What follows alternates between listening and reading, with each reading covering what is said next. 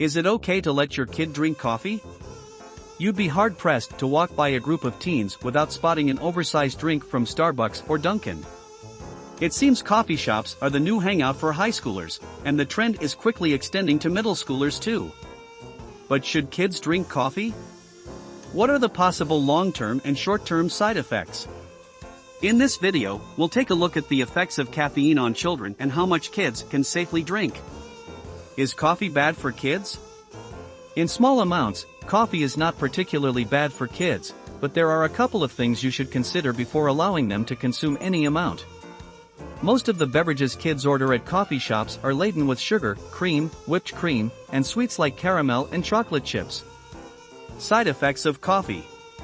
The caffeine content in coffee can affect kids differently from adults, since their bodies are generally smaller and still developing, and they have different needs overall.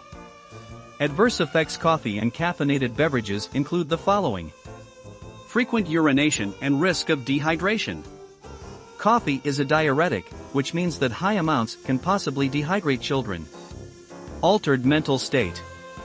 A recent study shows that caffeine intake in kids is associated with increased feelings of stress, anxiety, and even depression. Poor sleep patterns.